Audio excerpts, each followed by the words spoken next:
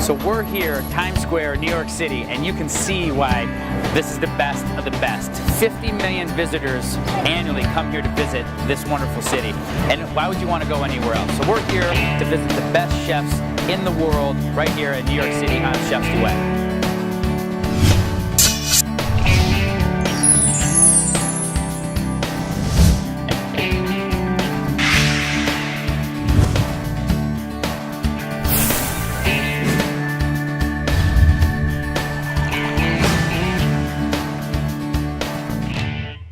So New York City is the biggest, New York City is the largest metropolitan city in the world.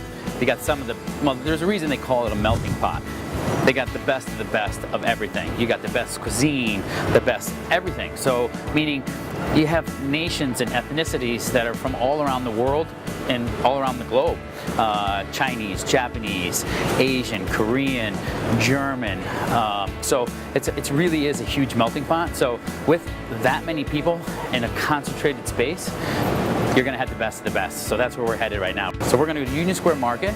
We're going to go to our friend at Lobster Place, look for some wonderful seafood, and we're going to kind of create a dish that's going to go really, really well with some of these wonderful chefs that we're going to work with. So it's exciting. It's a little bit, I can't say nervous, it's more exciting. It's about passion. It's about being able to be in some of the best chefs' kitchens in the world, seeing what they're doing, seeing what I'm doing, and really kind of creating that harmony and that magic that's going to really come together in our Chef's Duet. So we're here with Gray Line New York double-decker tours, and we're going to have a nice little tour of the city. I'm here to meet my friend David. David, hi, how are you? Nice to have you here. Nice to be invited. I'm so excited. I can't wait. Looks like a great weather for us, so let's hop on board. It's going to be great weather. We're super, super excited. We're super, super appreciative, and we can't wait. I mean, I've been living in New York City for 13 years, and I am super excited to hear so much that I don't know about New York that you guys are going to tell us. Can't find a better place to learn about New York. Let's hop on board. Right, let's go see some food and see some New York. So give us a little heads up, Dave. What do we got going on right now? Well, you know, Gray Line New York has been in the city since 1926. Wow. Gray Line Worldwide as a brand has been around for over 100 years. Wow. We consider ourselves just as iconic as Statue of Liberty and Empire State Building. So once you're in New York City, this is a must-do for not only visitors, but residents as well. This is absolutely amazing. I've been here 13 years. I've seen these buses driving around. Now I'm on one. Not to mention I'm on one, but I've got my own bus. This is crazy. And who do we have here, Dave? I want to introduce you to James. James is one of our tour guide premier supreme, and he'll take you on a trip today to all the wonderful spots. So James, you're going to tell us, first of all, how are you, and thank you so much for being on. I'm doing great today. Thank you for having me. Awesome. I'm going to show you around Midtown Manhattan, and I think you're going to learn some things about the city that you've been in for 13 years, but didn't learn yet. You were saying about Lord & Taylor that they were the first chain or first company to divide into a chain. I got it. I'm completely always watching my head. They were the first one to say, hey, what if we open a second branch? That's crazy. And now you look at everywhere in the country. I mean, that's the American dream. Open a restaurant or open a franchise. Right. Boom. Exactly. Do exactly that. Franchise it. Wow. In fact, you know that big star on Macy's, their logo? Yeah. It was traditional for sailors when they crossed the equator for the first time to get a tattoo of a star on their hand. So he was a sailor, and he got that years later when he founded his department store. He adopted his tattoo as the logo of his store, and it remains that to this day. A lot of tourists have jet lag. Now, you're a great chef, but you keep normal hours. Right. Now, what about those people who just have to have dinner at 3:30 in the morning? Right. You come down here to Little Korea. Korea. Korea. They're open until 4. Yeah, they're going to be open late, and they can handle the tourists that are mostly in Midtown, that have hunger at hours that don't necessarily coincide with our normal business hours here in New York. Here in New York City, maybe as a chef you would consider this dubious, but New York City was the city that invented all you can eat. All you can eat? It was for the oysters. Really? That's right. New York City's rivers and harbor were rich in oysters. In the 19th century, our oysters were served in Parisian restaurants. Really? Actually, when the first European settlers showed up here, one of their reports back to Europe was that New York Harbor had oysters a foot long. A foot long? Yeah. Now, due to pollution in the late 19th century and early 20th century, we no longer are able to produce oysters that are safe to eat, even to this day. But oysters used to be for sale on all the sidewalks. People would come down at lunch, and they would have carts on the sidewalk. Then when it became too dangerous to eat the oysters, they were banned. There was a law passed banning them from selling their goods on the street, and they were replaced by hot dog guys. Hot dog. Where the diamonds are, that block between 5th and 6th Avenue, 47th Street. You see how they have the special lampposts there? Yeah. That look like giant diamonds. And then this is all Rockefeller Center. Now, most tourists think, oh, that's Rockefeller Center, the park built in the 1930s. They don't realize this is the park developed in the 1970s. And there's actually one building at Rockefeller Center that was built in the 1980s. So the Rockefellers were engaging in a multi-generational real estate development project. And then over here on the right, Radio City Music Hall is home to the Rockettes. Here you see the tourists lining up for the half-price tickets that are frequently 30% off. That building is One Times Square, the former headquarters of the New York Times newspaper. Yep. Times Square gets its name from that newspaper. That is where we dropped the ball on New Year's Eve. You see those trees way back there? That is how far the crowd backs up from this building to watch the ball drop on New Year's Eve. So you think you saw a bit of Midtown Manhattan? You have some fun today? I tell you what, I think we had a great time. I want to thank you so much for allowing us to come. You're very welcome.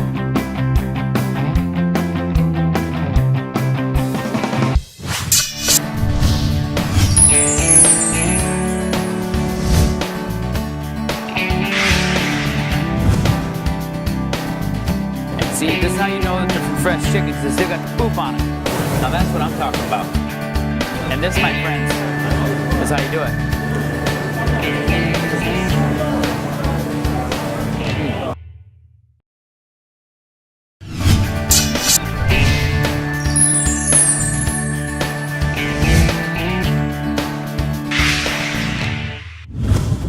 So here we are, gang. Union Square Market. It's one of the busiest, most populated markets here in New York City. They call it the Green Market because there's all kinds of fresh local purveyors from roughly, I'd say anywhere from 60 to 150 miles outside of the city they come in, and we're going to have a large variety of things, anywhere from tomatoes, you're going to have bread, you're going to have cheese, you're going to have plants, as if you were going to maybe a Lowe's or one of those large chain places outside of New York City. You're going to find that same feel here in the city, but more green, more fresh, more friendly, more just mom and pop people making wonderful things, bringing it here into the city and selling it. Do you have a garbage? I do. These little tin cans, you can just put them in there. See, now you can tell that these carrots, you can tell that these are not like manufactured all-in-one row carrots. These are fresh carrots because they're all different sizes, they're all different shapes, you can tell, and they smell, they're fresh. You get a fragrance from them. I mean, you smell carrots. Growing up in Michigan, we would go to the store, get bags and bags of carrots, because, out there with the deer and feeding the animals and stuff. See, this is how you know that they're from fresh chickens. They still got the poop on it. Right? Still got a little bit of the caga. Yeah, that's how you know they're fresco. See?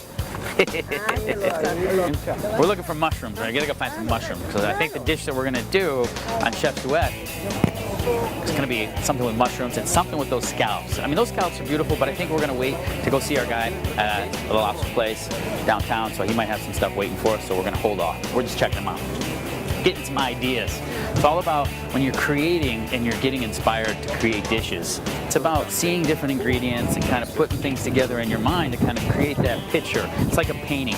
If you look at a painting and it's a white canvas, you take that white canvas, which is, in this case, is our plate, and we're going to go ahead and paint it with different kinds of foods, really creating something beautiful, creating that perfect bite and that harmony in your mouth where you want your sours and your sweets and your crunch, different textures to all come together to really create balance and harmony with the perfect bite. And hopefully we're going to do that with some of these great, wonderful chefs, some of the best chefs in the world. These guys work overtime. The little baby bees work overtime. Nothing like fresh honey. Cinnamon honey, that's nice. Good stuff. Now, this is all from people's neighborhoods, people's roof? Yeah. Is that what you got? In fact, if you look on that low orange building, you see the blue, green, yellow boxes. Those are beehives right there. Wait a minute. Wait, blue. Oh, over here. Doesn't get any more local than somebody's roof. And remember I was telling you earlier that some people have patios and roofs?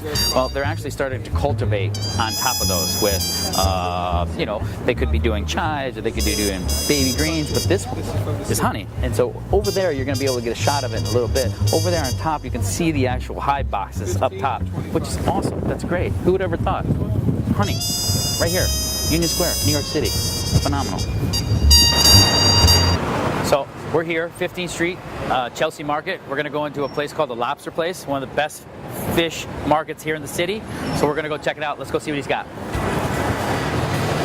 The beauty of this market as well is they have a little bit of everything. You know, they have, you know, bread, they have pastries, they have a little chocolate shop, they have a coffee shop, which we're going to stop at and have a little cup of coffee. They used to have, this is a wine shop, but they used to have a meat market. Actually, they still do, but I think it's around the corner. But it's fun. It's, you know, it's a great market because it really caters to the food people. It caters to people like myself, chefs, people who are at home cooking all the time, enjoying food. You know, food is love, food is family, food is passion, and people here, that's what they're all about. So.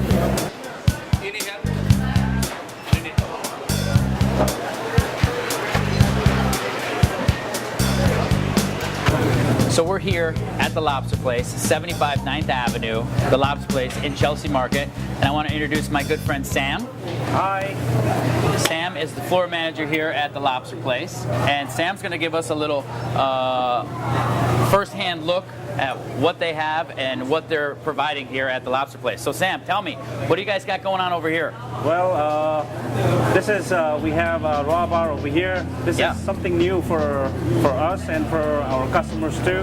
Right. But we have just like ready-to-eat stuff over here, just like cocktail shrimps. We have the cocktail Jonah crabs, so they are ready to go. As I'm here, the first thing that I smelled when I walked in is salt water.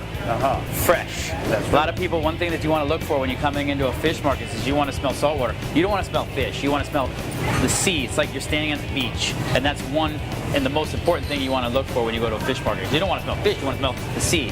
So that's what we're looking at. Am I right? Exactly. You tell me, Sam, what do you think? That's absolutely correct. That's right. So can you take us for a little walk and show us around? And so this is obviously shellfish. You're like your shrimp, your crabs, your clams, and your oysters. What else? What's on the other side? Okay. We're gonna walk around. We'll see you on the other side. Sam, I have a question for you. Sir. One of the biggest questions that I think people always ask: what is U12, U8, U10? Tell me what that actually means. Actually, that means that we go by the counts in a pound. Okay. It's like U10 means it goes like 10 pieces in a pound. 10. That's it. So That's U10. about it. So Exactly. they're saying a U10 means there are roughly 10 pieces 10 per pieces pound. per pound. So and they do the same thing for scallops too, right? Scallops too. That's right. Here we see this curving thing in the shells. Yep. Like this one is from the west, Yeah. and this one is kind of flatter. This is from east, and basically these are saltier and these are a little sweeter. So East Coast salty, Coast salty. West Coast sweeter. Exactly. Okay. Oh, look at this, a French classic papillette, Tilapia and papalerti. right? And then the sesame crusted. Crusted tuna. You can't go wrong. Oh, Yeah. they do all the hard work for it. All I gotta do is cook it. There we Make sure I go. don't cook it too much, right? And meantime, we have the smoked salmon section over here. We have all these packed 4 ounces, 6 Pastrami ounces. style smoked salmon. A good friend of mine, Chef David Burke, created pastrami smoked salmon. There we go. He's the first one to ever do it. These live lobsters, you can just have them and then you have to cook yourself at your home. First of all, this is phenomenal. It looks amazing. But my first question is, why is the water dripping over them and why are they not submerged in water like this? They will stay alive like this for about 3 to 4 days. Really? 3 to 4 days? Exactly. And if they were in a tank, how long would they stay alive?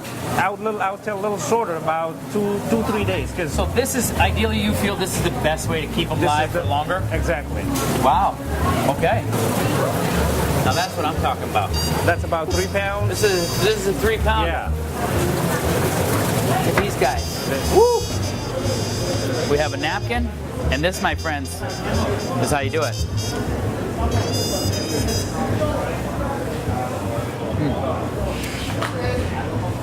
just like Sam said. West Coast, very sweet, subtle, a lot of body, rich, phenomenal. So here on Chef's Duet, we created that perfect bite right here. Same what we do in the kitchen with our hot food, and we're gonna have a lot of fun working with some of the best chefs in the world to do this kind of stuff. We're gonna go into their kitchen and we're gonna create something. We saw our scallops. We've decided we're gonna pick the scallops. We got beautiful scallops over there. That's exactly what we're gonna get. Left around with Sam. He was a great tour. A lot of experience in the fish as a fishmonger. So I encourage you, like we were here talking with Sam, I encourage you to find your local fish market. I definitely encourage lobster place if you're here in New York City. But create a relationship with your fishmonger. Understand each other. So when you come in, you can talk, you can go through recipes. It's a lot easier for you guys to come up with stuff. And he's always gonna be on top of what he feels in season, what's the best for your party or your event. And so thank you again. You're welcome.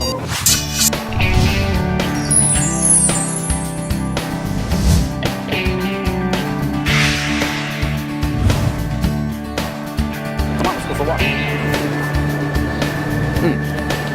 Tasty, tasty. Just like that.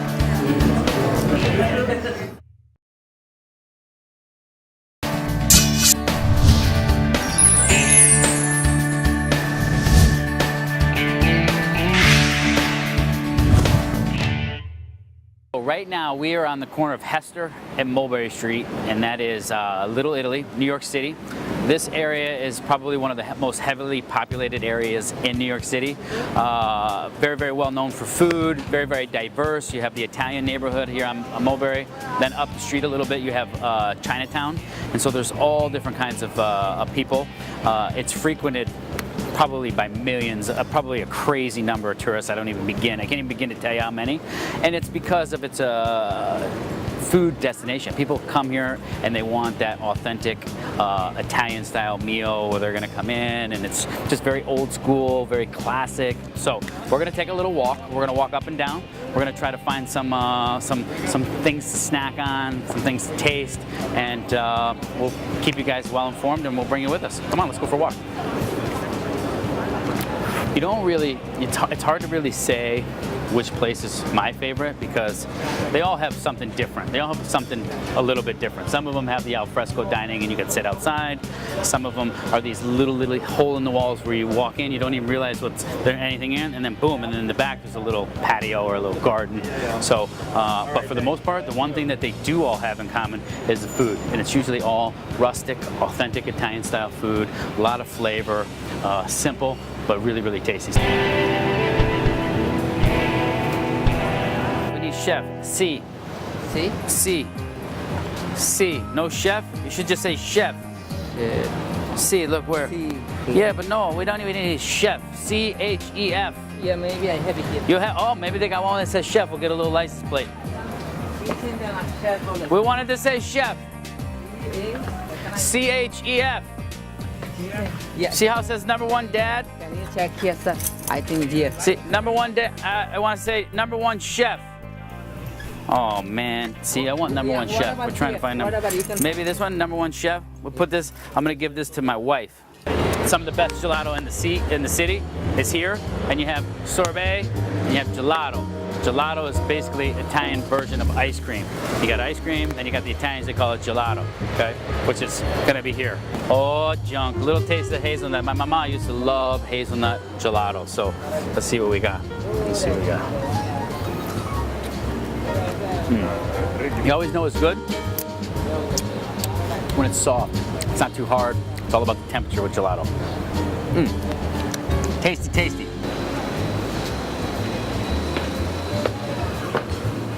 How you doing, my man? What's going on? So, cha-chas. Is there a little garden back there? Can I see it? Can we just walk back and see it? Oh, look at this. Look at this. Got some nice stuff. Whew.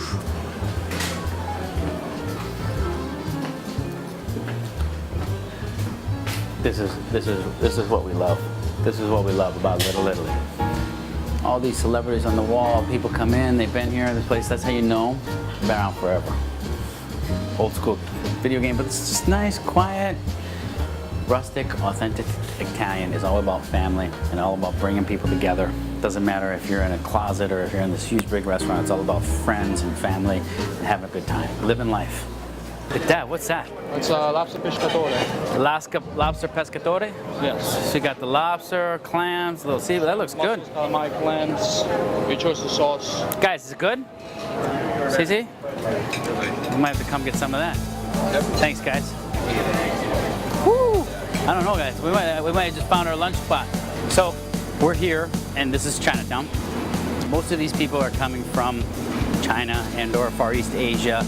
You have Singapore, Thailand, Malaysia, Japanese, Korean, all different kinds. And the food is very diverse, but it's brought from their country here. It's really a lot like their country, a lot of small places. You have different kinds of shops that have household things, household needs and necessities, as well as religious beliefs and religious stuff. And then there's the markets with the seafood and the fresh vegetables and everything else that goes along with it. So that's what we got here in Chinatown, and we're gonna head to another part of the city, or one of my favorite places in the city to eat pizza. It's called Lombardi's. It's one of the oldest pizza ovens in the city. It's built inside the building, which is gonna be a lot of fun. And so we're gonna head over there right now. We'll see you in a little bit. We're here in front of Lombardi's. It's one of the oldest pizza shops here in the city. And I divide my pizza up into two categories: by the slice or by the pie. You can only buy pizza here by the pizza. You can't get it by the slice. You can get an individual or a smaller one, but that's how I kind of judge. Those are always sit-down places. You have to get the whole pie, and I think they're much better. This pizza oven is one of the oldest, if not the oldest, pizza oven in the city. It's a coal-burning pizza oven that's built inside the building. So when we walk in, and I'll show you that the oven is way back, set back inside in the building. Really cool, really interesting, and it's something fun to see. And to top it off, the pizza is phenomenal. So let's go have a slice of pizza. The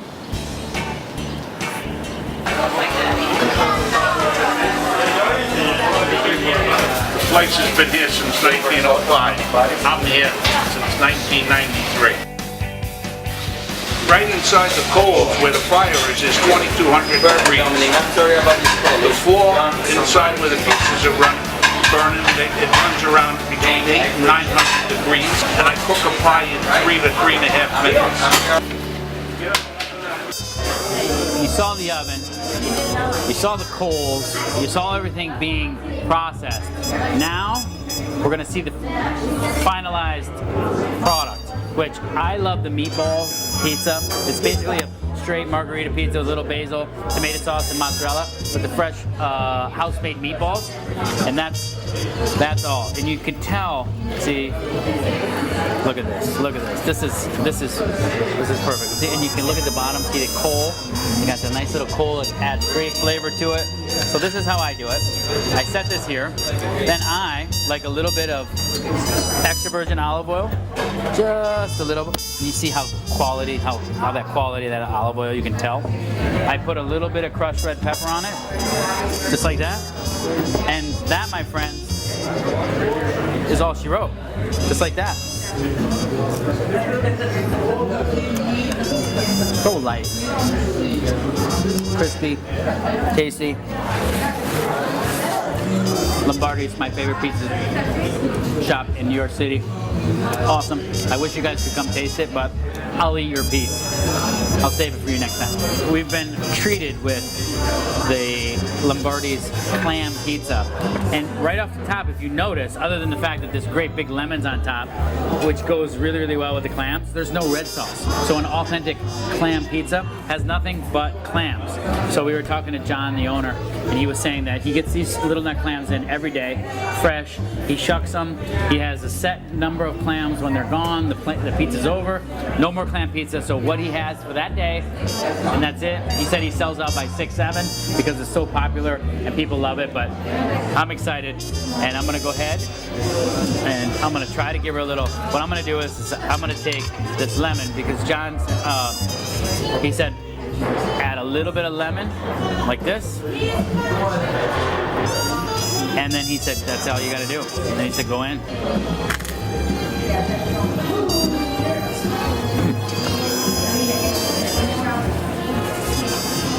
Phenomenal. So light. Pizza dough almost acts like a cracker. Absolutely delicious. So beautiful. So light. So fresh. Amazing. Yum, yum. So we just got done Lombardi's. Phenomenal. Some of the best pizza. As you know, you always know when you leave a great, wonderful pizza restaurant because you always have some left over. It's always way too much food. So now we're gonna head over to my friend Chef John.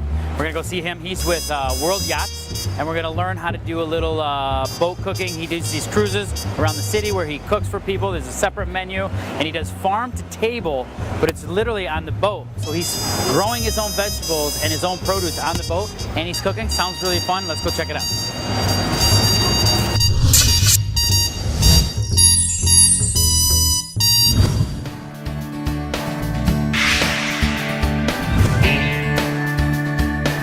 We have some. Here we go. A little bit.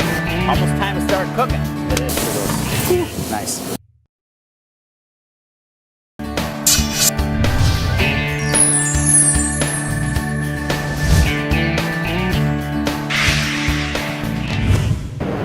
Hi guys, so we're here at World Yachts in the harbor of New York City, Manhattan. We're here to see my friend Chef John. What happens here is they do nightly cruises, but the wonderful and exciting thing about these nightly cruises are they are presenting a farm to table concept. So what happens is they have, from what I've been told, they have these boxes and planters or potters, if you will, on top of these boats growing vegetables, chives.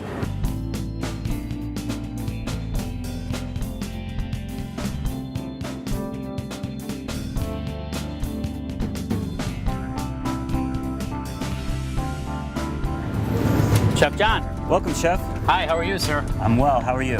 Very, very well. I'm very, very excited. I've heard lots of wonderful things. I've heard garden to table, farm to table, and I think to myself, boat, how could this be possible? So I'm excited to come see and see what you got going on. Absolutely. Well, we are doing something. But yeah, we are growing our own produce and incorporating it into our menu. So I'd love for you to come and check that out. Well, good. I'm super excited. I can't wait to see it. Let's go. Is this where we're going up here? We're gonna go over there. All right, let's go. Cool. All right.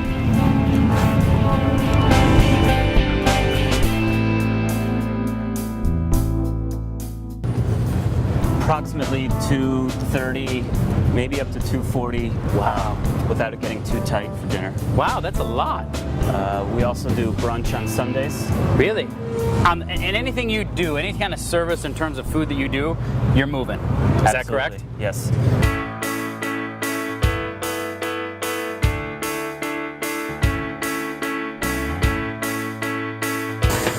So, wow. It's tight. It is tight. It is tight. That's nice. Yeah.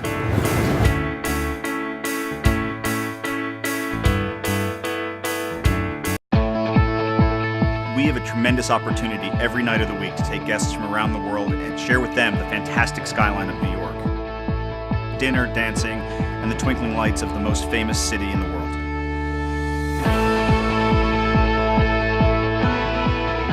To step out onto the deck of a World Yacht Cruise, to see the city of New York, we've got to give them a memory of a lifetime.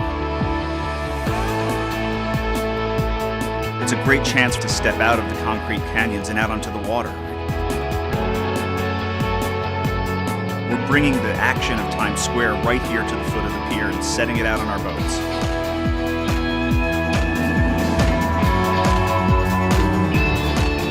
To really feel the pulse of New York as the city moves past you on the boat, it's a special memory that happens every night. Each one of our guests is given a unique experience that they'll never forget.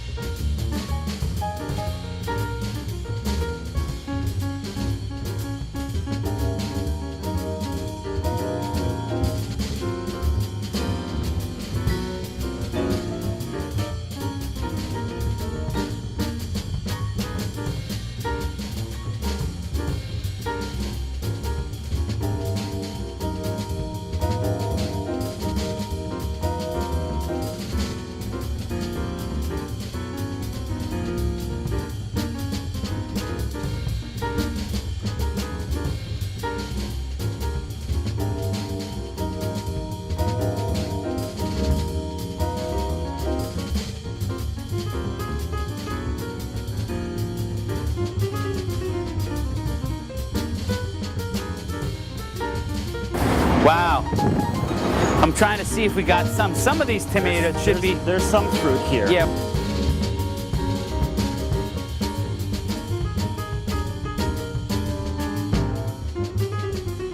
I am envisioning right now, I think John is probably going to have a tomato salad on the menu on the boat for the summer. I don't know. Call me crazy. Well, I'm excited. Let's go. Next time. We go. Almost time to start cooking. It is. All right. Let's do it. Let's go. We're focusing on simplicity here. So what it is we got some scallops. We're going to use some of those wonderful fresh herbs, and we're going to do a little citrus vinaigrette. But I think we're going to take a little bit of this fennel seed, and we're going to crush it up, toast it, crush it up, and we're going to cook.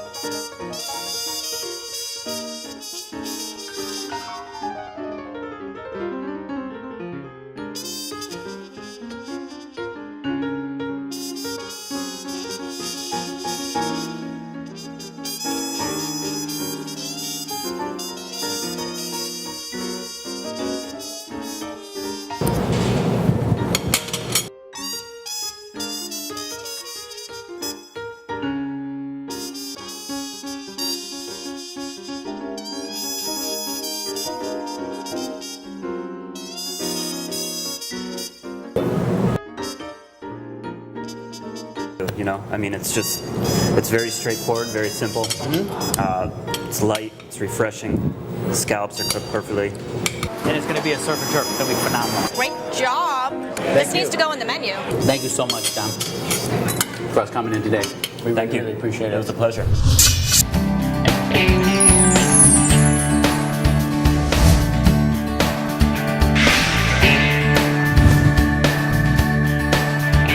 going to be a surf and turf. It's going to be phenomenal. Great job. This needs to go in the menu.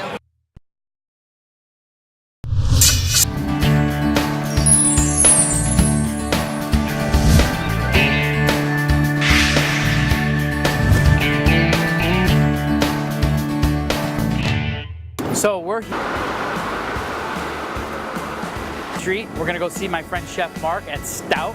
It's one of the oldest Irish pubs here in the city. A lot of pub style food, great atmosphere, very exciting, a lot of fun. And hopefully we're gonna come together with some chef duet, something fun, something exciting. We'll be ready. Come on in.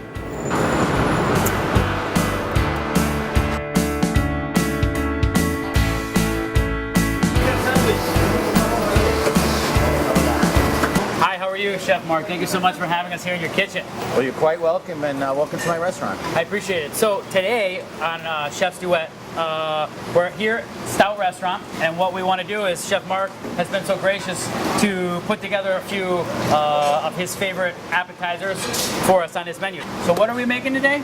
Today we're doing one of our signature appetizers here at Stout. It's fresh salmon that we smoke in-house, and we serve with our house-made brown bread, which basically comes from my grandmother's recipe in Ireland. As a little kid, I used to watch her make it all the time for us. So I figured, I just gave it a step up and brought it up, to our standards. Wow, awesome. Brown bread, I'm so excited. I love brown bread. My mom and my family is from Boston, where they have this Boston brown bread, which is a very big and popular thing. So I'm super excited. So show us what we got going on, Chef. Basically, we have our house-made brown bread. We're just going to put on the plate. Yep. 3 triangles.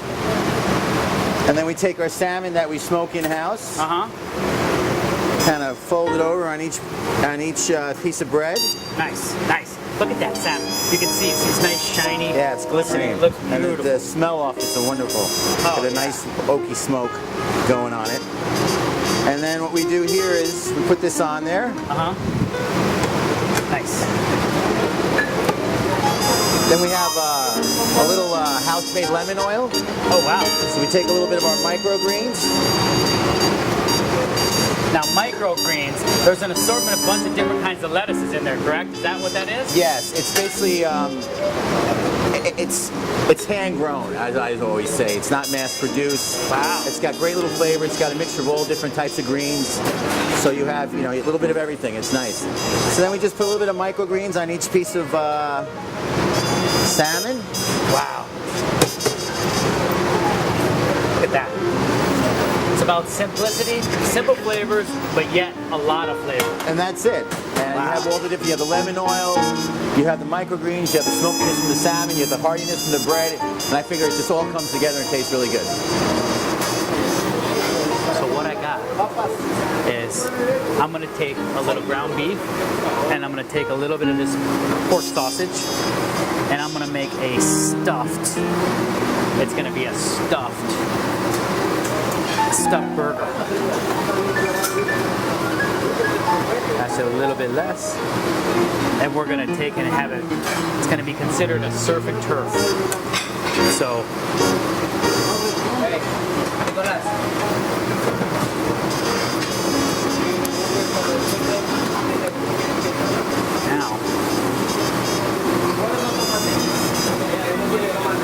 now we've got a nice pork sausage stuffed hamburger. We're going to season that with a little salt and pepper. We're going to put that on the grill. We're going to throw some fried oysters on top, and it's going to be a surf and turf. It's going to be phenomenal. We got our fried clams. Add our fried clams. Just like this. And so we've got our, as part of our duet, this side over here, what I've done is we've taken that hamburger meat, we've stuffed it with pork. So we have a pork stuffed burger with fried clams. So there's our surf and turf. We've tossed it with a little bit of tartar sauce. You got your acid, you got your creaminess from the mayonnaise. Toss that together, so it's basically pork stuffed burger, surf and turf, with fried clams, tartar sauce. And I don't want to say it, but I know Mark wants to say it. Why are these French fries so special? But I know. Why are they so special? We make them in-house. We don't use any frozen products here. We eat everything fresh. So we cut, blanch, cook potatoes to order. So they nice, crispy, nice saltiness. It's a good bite, good texture. You see that skin on there? Most people don't know when you do house-made fresh French fries, you have to blanch them first. Because if you were to take a raw potato and stick it in the fryer and just expect it to get crispy, number one, it would take too long. And number three, it wouldn't get as crispy as these fries. So you put them in the fryer, or you steam them, you pull them out, you cool them, and then you refry them, and that's where you're gonna get this perfect, wonderful, crispy French fry. So we're gonna send this upstairs and have one of our patrons taste it, and hopefully they're gonna be great, and they're gonna complement each other, and we're gonna go from there. Awesome. Okay. Thank you so much. It was awesome. Oh, wonderful. Okay. It's probably a gathering of everything that I like, which would be snacky seafood, Irish smoked salmon. I just got back from Ireland, so I'm all about this right now. And then burgers in general are amazing, and this is going to be stuffed with sausage, so I'll give a little go with the smoked salmon because I've been eyeing this up. With the microgreens.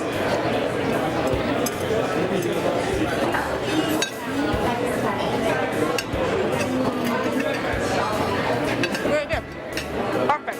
This is like great. It's made with all these ingredients we have actually on the stout menu. Crispy clams falling on the ground. And this is stuffed with sausage, which is just amazing. My favorite thing.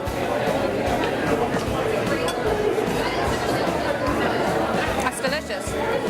I would have one bite of each of these things at once and just, of course I don't really need the fries, but wonderful. So, Great job. what did you think?